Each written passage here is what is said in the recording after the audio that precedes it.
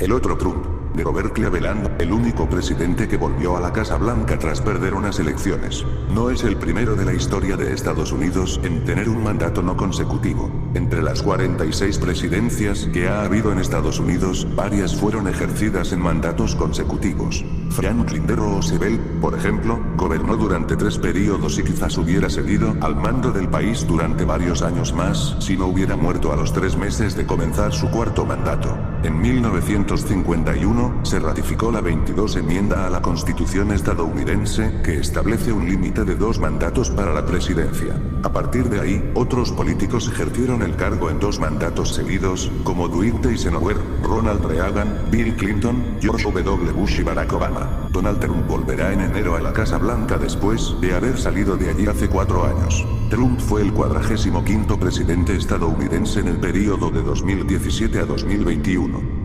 Aunque intentó ser reelegido en 2020, fue derrotado por Joe Biden. Tras perder las elecciones de hace 4 años, nada hacía pensar que el magnate se iba a volver a presentar, más aún teniendo en cuenta que estaba metido en muchos problemas judiciales. Sin embargo, hace 2 años que dio un paso al frente y se lanzó a la reconquista de la Casa Blanca, un objetivo que, como se puede apreciar, le salió bien.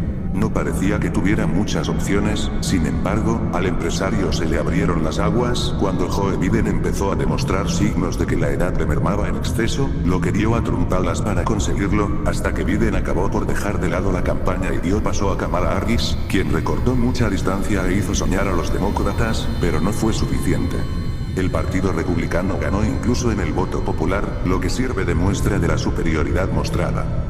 Y eso que volver a ver presidente después de haber perdido una reelección es complicado, mucho, pues solo lo había hecho una persona antes de Trump, Grover Cleveland. ¿Quién es Grover Cleveland? El primer presidente que volvió a ganar tras perder unas elecciones.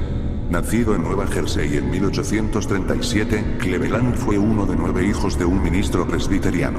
Creció en el norte del estado de Nueva York y posteriormente se desempeñó como abogado en Buffalo. A los 44 años, tras una corta carrera política, se convirtió primero en alcalde de Buffalo en 1881 y más tarde en gobernador de Nueva York. Cleveland era gobernador de Nueva York cuando fue elegido candidato del Partido Demócrata para la presidencia en 1884. Fue un político hecho a sí mismo que se presentó candidato del Partido Demócrata a la presidencia y le fue bien, pues llegó a la Casa Blanca tras derrotar en las elecciones de 1884 al republicano James G. Blaine, rompiendo así con 24 años de presidentes republicanos, desde la época de Abraham Lincoln. Ganó con apenas 1.200 votos en su estado adoptivo de Nueva York, que fue el que inclinó la balanza a su favor en esas elecciones. Cuando accedió al cargo en 1885, Cleveland era un solterón de casi 48 años con una apariencia imponente, 1,80 de altura y 120 kilogramos. Al iniciar su primer mandato, Cleveland era considerado como un político honesto y trabajador, pero durante su administración no faltaron los escándalos vinculados a relaciones extramatrimoniales. También se vio continuamente obligado a responder públicamente a preguntas sobre un hijo que supuestamente había tenido fuera del matrimonio con una viuda llamada María Allen 10 años atrás. Alpine había dicho que Cleveland la había perseguido agresivamente y que había sido violento durante un breve encuentro en la habitación que la mujer tenía en una pensión. Cleveland se defendió diciendo que la relación había sido consentida. En 1886 fue el primer presidente que se casó en la Casa Blanca. Su esposa, Frances Folsom, era 27 años más joven e hija de un amigo fallecido de la que había sido su tutor, y tuvieron 5 hijos. El presidente también fue objeto de burlas por su matrimonio con su mujer, 27 años más joven que él. El escrutinio de la prensa de la época no dejó de perseguirlo durante su gobierno. Cleveland siguió unas políticas reformistas y austeras, favorable a los impuestos bajos.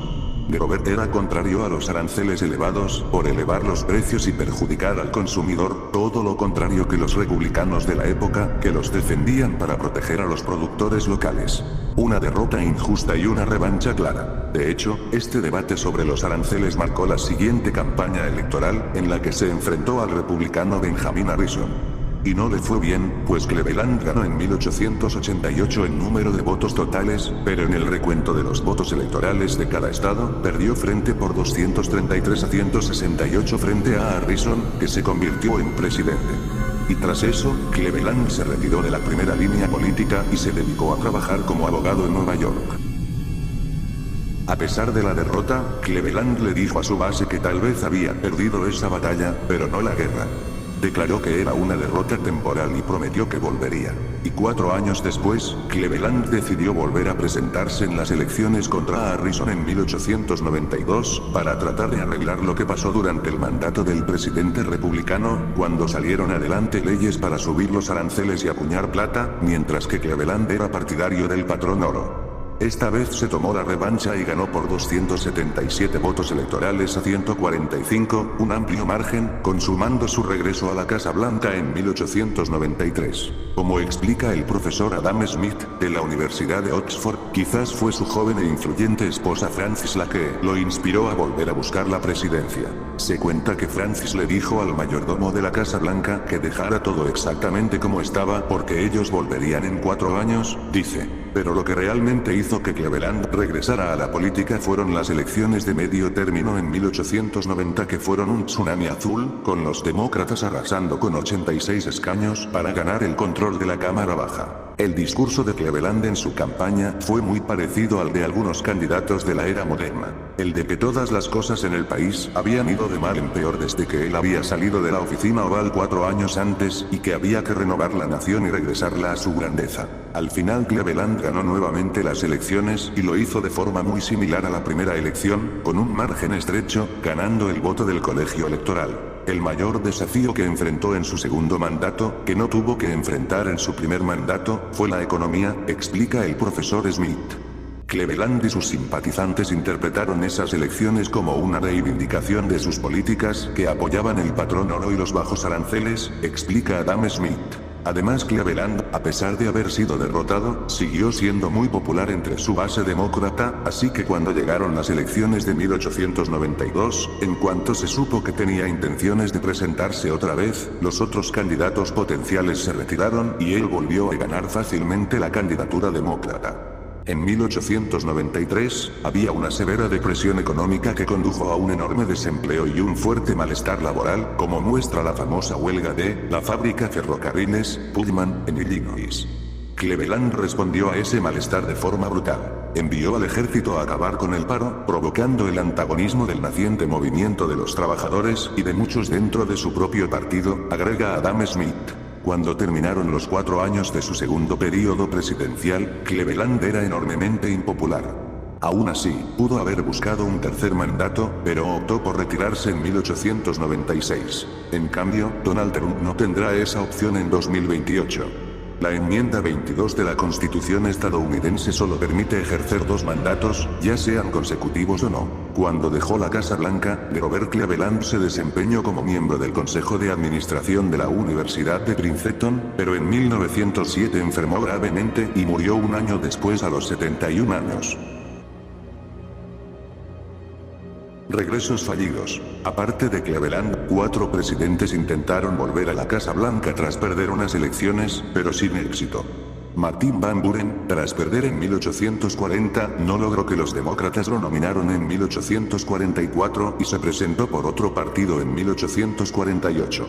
Millard Fillmore, que sucedió a Zachary Taylor cuando este falleció en 1850, no fue nominado por el partido Whig para 1852 y se presentó con otra formación. Theodore Roosevelt no resultó nominado en 1912 por los republicanos y fue a las elecciones con los progresistas.